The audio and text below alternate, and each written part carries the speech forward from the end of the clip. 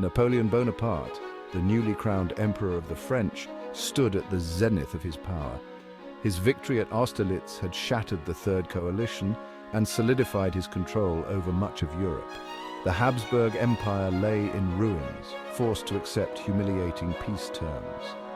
The Confederation of the Rhine replaced the Holy Roman Empire, a testament to Napoleon's ambition. Yet peace remained elusive. One major power remained defiant: Prussia.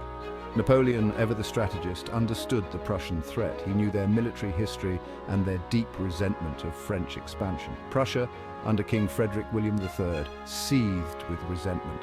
The stage was set for a confrontation that would shake the foundations of Europe. Frederick William III, torn between peace and defending Prussian honor, hesitated. The Queen's influence, coupled with hawkish voices in his court, pushed him towards war. Queen Louise, a woman of remarkable spirit, became the face of Prussian resistance. She rallied the people, urging them to stand firm against the Napoleonic tide.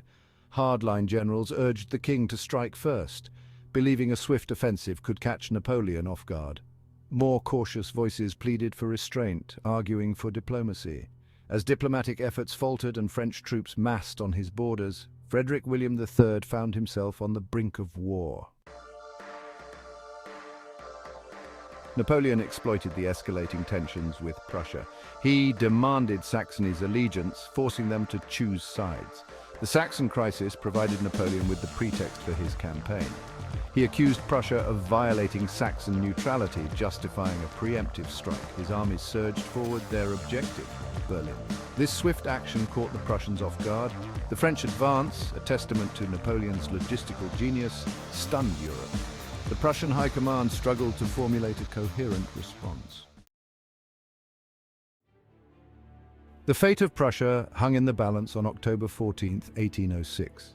Two armies clashed on the fields of Jena and Auerstadt. The French, led by Napoleon at Jena, faced a formidable Prussian force. At Auerstadt, Marshal Davout faced the brunt of the Prussian army. The Battle of Jena began with a furious French assault. Napoleon launched a series of attacks against the Prussian lines. The French infantry fought with unmatched ferocity. The Prussians, caught off guard, fought bravely but desperately. The fog at Jena became a weapon in Napoleon's hands. It concealed his troop movements, masking the true strength of his forces. The Prussians fought an enemy they could not see, their lines riddled with confusion. As the fog dissipated, the full horror of the battle unfolded. The French pressed their advantage, their attacks growing in intensity. Napoleon unleashed his cavalry, sending them crashing into the Prussian lines. The Prussian infantry began to waver, their resistance crumbling. The Prussian troops, their morale shattered, began to retreat. While the drama unfolded at Jena, an even more remarkable battle raged at Auerstadt. Marshal Davout, outnumbered, displayed extraordinary tenacity and tactical brilliance. He rallied his troops, inspiring them to stand firm. The Prussians, confident of victory, attacked with overwhelming numbers. Their initial assaults were met with fierce resistance. Davout's troops fought with desperate courage, repelling wave after wave of attacks. Davout deployed his troops with precision, maximizing their firepower. As the battle raged, Davout launched counterattacks, exploiting gaps in the Prussian lines. The Prussian commanders, stunned by the ferocity of the French resistance, began to lose their nerve. The twin defeats at Jena and Auerstadt sent shockwaves across Europe. The Prussian army, once considered invincible, had been shattered. The road to Berlin lay open, Napoleon's victory complete. The Prussian monarchy teetered on the brink of collapse. Napoleon entered Berlin at the head of his army. His victory marked the end of an era, the demise of Prussian dominance. The Prussian king and queen fled to Königsberg, seeking refuge. The consequences of Jena and Auerstadt signaled a shift in the balance of power. The aftermath of Jena and Auerstadt saw Napoleon at the height of his power. He imposed harsh peace terms, stripping Prussia of territory.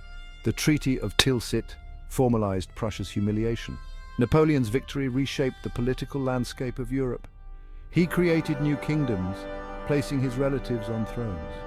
The Confederation of the Rhine expanded, consolidating French influence. Yet even in victory, the seeds of future conflicts were sown. The Napoleonic Wars would continue to rage, reshaping Europe and leaving an indelible mark on history.